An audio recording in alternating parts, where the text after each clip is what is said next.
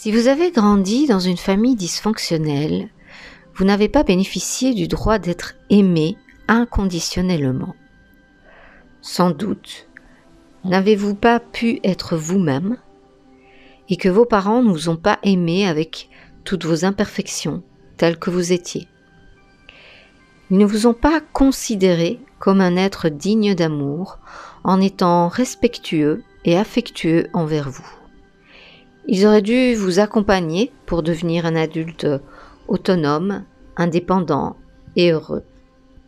Non pas par obligation et parce que c'était leur devoir, mais bien parce qu'ils auraient pensé sincèrement que vous le méritiez. Au lieu de cela, vous avez dû jouer un rôle et vous vous êtes adapté à leurs exigences, à leurs conditions, leurs attentes narcissiques, pour avoir, pour les plus chanceux d'entre vous, de l'affection, de l'attention ou de la reconnaissance.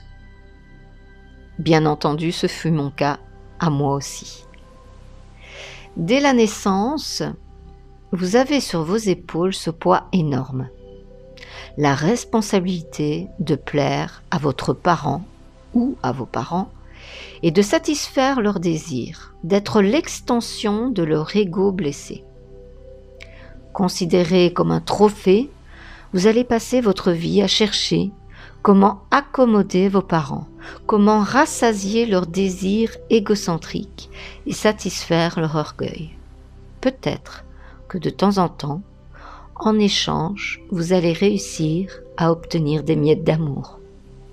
Si par contre, vous avez échoué à répondre à leurs projections, vous avez dû endosser le rôle du bouc émissaire, le mouton noir de la famille, source de honte, de déception et de colère. Et par punition, vous avez certainement dû subir des carences affectives, le silence, la négligence.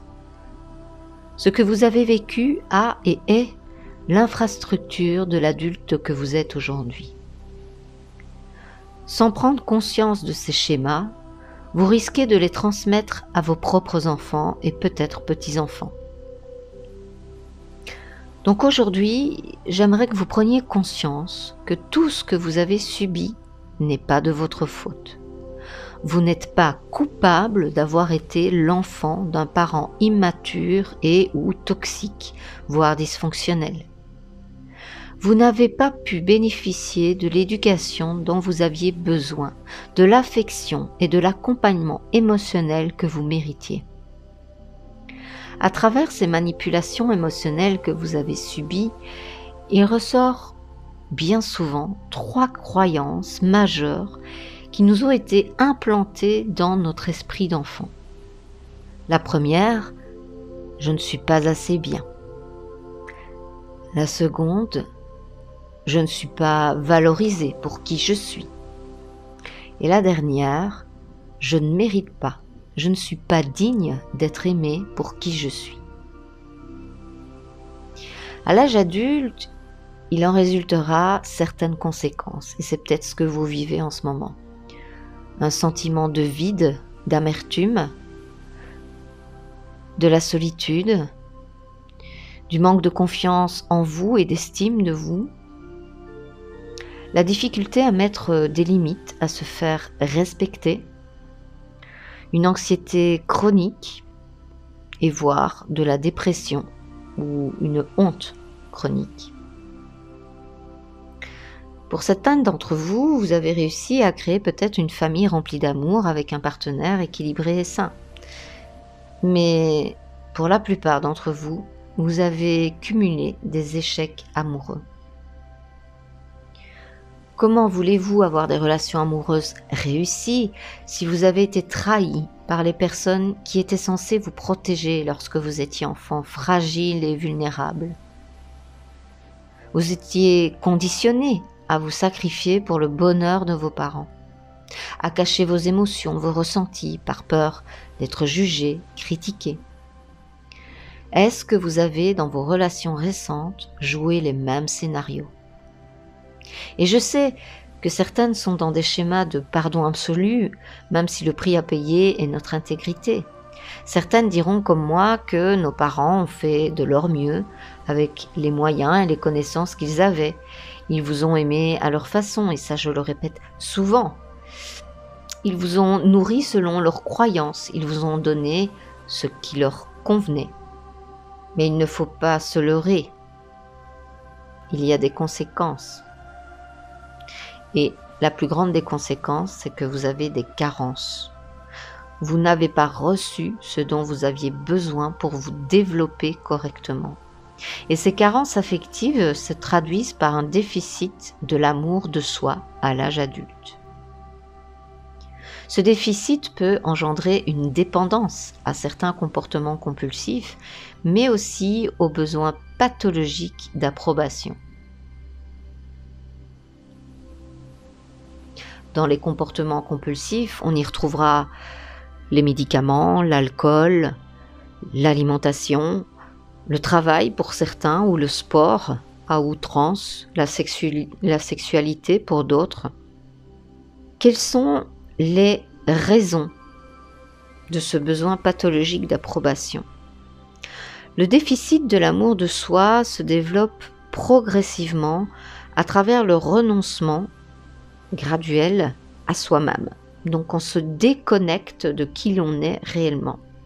Il permettrait en retour de recevoir de l'attention, la sécurité, l'acceptation, l'amour et le respect. Et c'est donc un schéma d'adaptation qui implique une illusion de réciprocité. Plus je donne, plus je me sacrifie, plus je reçois en retour. Bien entendu, ce n'est qu'une illusion. Enfant, vous n'aviez pas le choix pour obtenir ce besoin fondamental. Vous vous êtes abandonné pour répondre aux satisfactions parentales et avoir en retour l'amour et la reconnaissance. Adulte, les personnes qui sont dans ce schéma sont souvent dans le rôle du sauveur. Elles cherchent constamment à satisfaire les besoins des autres au détriment des leurs. On fait tout pour leur épargner la douleur, pour éviter la culpabilité ou pour maintenir un semblant de relation. On s'adapte à l'autre, on s'abandonne à l'autre. On développe une hypersensibilité aux souffrances de l'autre, ce qui donne de l'empathie. Et on accorde peu d'attention à ce qui se passe à l'intérieur de nous-mêmes. Le sens de l'identité dépend de l'approbation des autres. Et beaucoup d'entre nous ne savent pas qui elles sont, quels sont leurs besoins. Elles ont oublié leurs rêves, leurs désirs. L'empathie est une belle qualité, mais son excès peut nuire au bien-être émotionnel, à la santé physique et psychologique, ainsi qu'à vos relations. L'empathie signifie aussi que notre corps répond à nos émotions, que nous éprouvons en présence de l'autre personne. Quand l'empathie est équilibrée, on est en mesure d'offrir un espace pour partager une expérience émotionnelle tout en évitant l'interposition de nos propres émotions. À l'inverse, l'emballement émotionnel nous submerge et peut donc entraîner un sentiment d'épuisement. La compréhension est la première étape pour se libérer de l'emprise, qu'elle soit familiale ou amoureuse. Si vous souhaitez aller plus loin et vous libérer de ce mode de fonctionnement, afin d'apprendre à vous aimer assez pour ne plus quémander l'amour et la validation, je vous propose un appel révélation offert de 30 minutes. Je vous mets le lien sous la vidéo. Je vous dis à très bientôt et prenez bien soin de vous.